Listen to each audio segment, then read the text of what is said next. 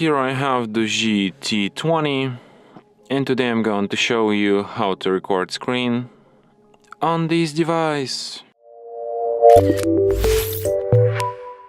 So to do this, firstly you have to go to the upper bar, and here you can find the button Screen Record.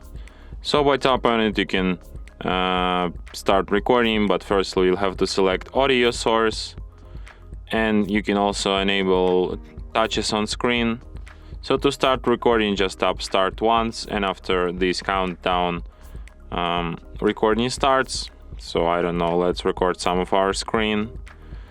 So when you're done recording, you just go to the upper bar and tap stop here, and after that this recording will be saved to the gallery.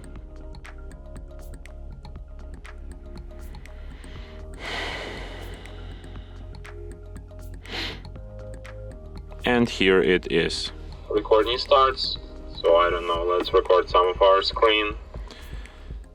So from here you can share, edit, when you're done or delete your recording, or perform some other actions from this list. And that's it. Thanks for watching.